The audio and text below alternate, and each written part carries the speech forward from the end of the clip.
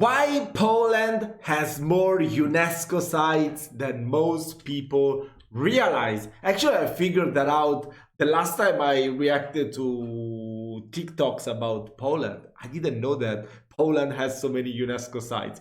So make sure to check out this channel, The Poland. I will link it down below in the description. Let's see. How does a country that many people still overlook in global travel rankings quietly rank among Europe's heritage giants? Not Italy, not France, Poland. And here's the twist. Most people don't even realize just how many UNESCO World Heritage Sites are packed into this one country, or why they matter more today than ever before. Because this isn't just about beautiful places. It's about survival, reconstruction, memory, and a story that the world still doesn't fully understand. By the end of this video, that perception might completely change.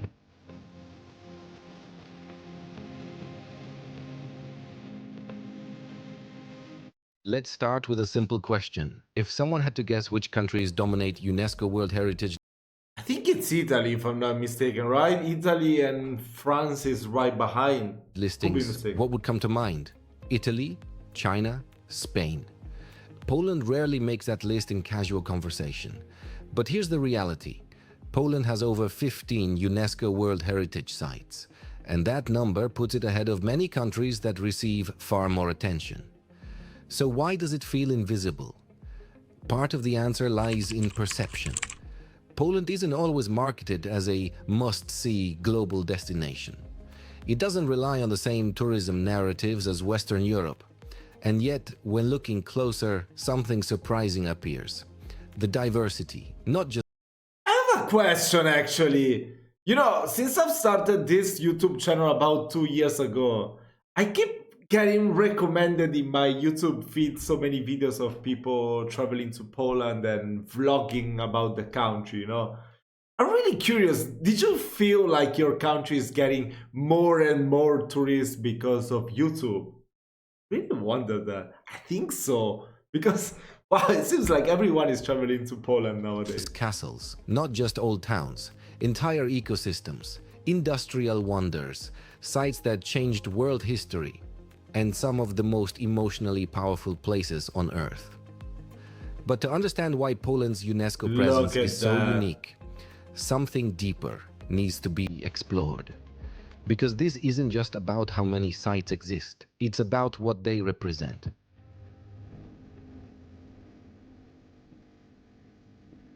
There's one thing that sets Poland apart immediately: destruction, and more importantly, reconstruction.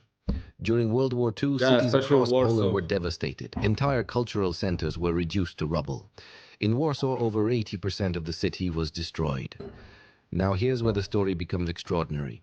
Instead of leaving ruins as reminders, Poland rebuilt, brick by brick. Using paintings, photographs, and historical records, entire districts were reconstructed with astonishing accuracy.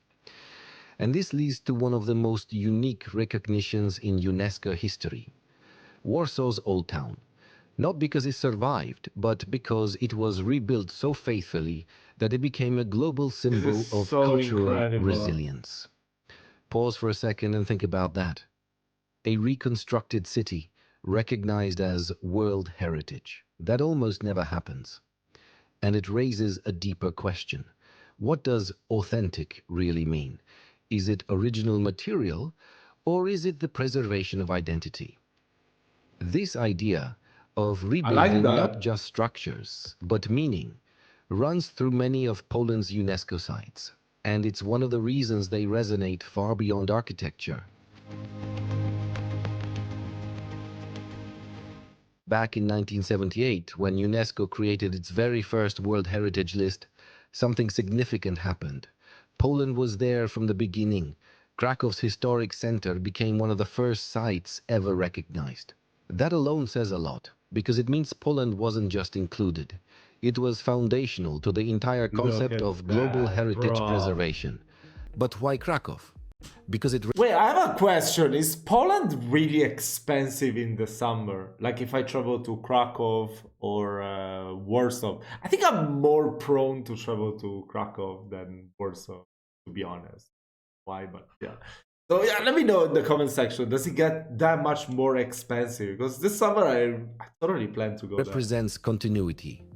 Unlike many cities in the region, Krakow survived large-scale destruction during the war. Its medieval layout, architecture, and cultural significance remained intact. Walking through Krakow today isn't just sightseeing, it's stepping into a timeline that never fully broke. And that contrast between cities that survived and cities that were rebuilt adds another layer to Poland's story. It's not one narrative, it's multiple histories coexisting. And that's something viewers might not expect. Quick question, which matters more in preserving history, keeping original structures or rebuilding what was lost exactly as it was? There's no obvious answer, but it's worth thinking about. Drop a comment with that perspective. It reveals a lot about how heritage is viewed. Now shift focus completely from cities to forests, because one of Poland's most remarkable UNESCO sites isn't built by humans at all. It's ancient, the Białowieża forest, one of the last primeval forests in Europe. The whole forest. The whole forest is a UNESCO site. So this cool. is what the continent looked like thousands of years ago, before modern civilization reshaped everything. And inside this forest lives something equally symbolic. The European bison, once nearly extinct, now protected. This forest has survived shifting borders, empires rising and falling, wars, political changes.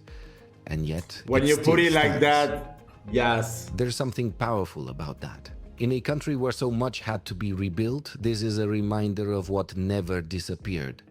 A living connection to the past. Not reconstructed, not restored, just preserved.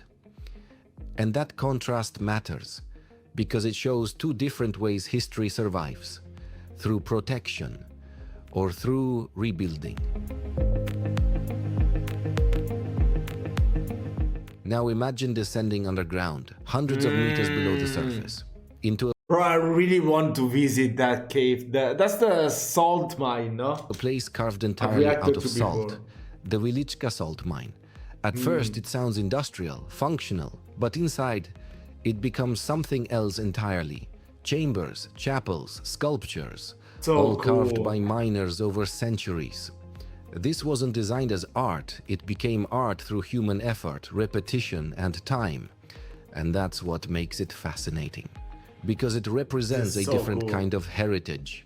Not royal, not religious in origin, but built by workers, by ordinary people doing extraordinary things over generations. And it raises another question. How often are everyday lives recognized as World Heritage? Not often, but here they are. Now comes the most difficult part of the story, because not all UNESCO sites exist to inspire awe. Some exist to ensure something is never forgotten. Auschwitz-Birkenau. This is not a place of tourism in the traditional. Yeah, that's one of those places that I feel like at least once in your lifetime you must go there, no? That's incredible. I'm expecting all Polish people will get taken there in a school trip at some point, right? To realize the horrors that have happened and raise awareness, you know? Traditional sense. It's a place of memory, a preserved reminder of one of the darkest chapters in human history. And its inclusion on the UNESCO list is intentional, because heritage isn't just about celebrating achievements. It's also about confronting reality, about preserving truth. Standing there isn't about architecture. It's about understanding scale, about recognizing consequences, and about making sure that memory doesn't fade. This is one of the reasons Poland's UNESCO sites feel different. They don't just show what humanity created. They show what humanity is capable of, both good and devastating. And that duality gives these sites a depth that goes beyond visuals. So why does all of this matter right now? Because the way history is preserved is changing. Modern cities are constantly evolving. Development replaces old structures. Memory competes with progress. And in that context, Poland offers something important, a model of balance. Rebuild when necessary, preserve when possible. Remember always, these UNESCO sites aren't just locations, they're decisions, choices made across generations about what deserves to last. And that's something that affects more than tourism. It shapes identity, cultural continuity, and how future generations understand the past. So the next time someone overlooks Poland in conversations about global heritage, there is a different perspective to consider. A country that didn't just preserve history, but fought to restore it. A country where forests outlasted empires, where cities rose again from ruins, where underground spaces became art, and where memory is treated as something that must never disappear. If this changed the way Poland is seen, even slightly, that's worth something. And if there's one UNESCO site in Poland that stands out the most, drop it in the comments. Curious to see which ones people connect with the most. For more stories that reveal what's often overlooked, consider subscribing, because sometimes the most important places are the ones people don't notice at first.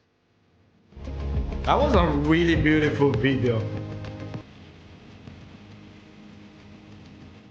So cool. Wow.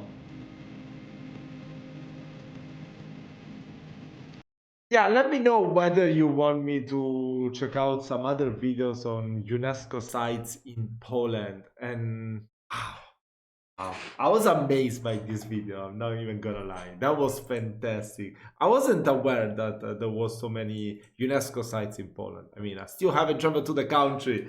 Damn it. Nah, I need to go. I need to go. Probably this summer I will at least take a weekend. Yeah, I want to spend at least a weekend in Poland. So yeah, thank you so much for watching this video. Don't forget to subscribe to the channel. Go and check out, of course, the original video as well. Shout out to the Poland. And I will see you in the next video.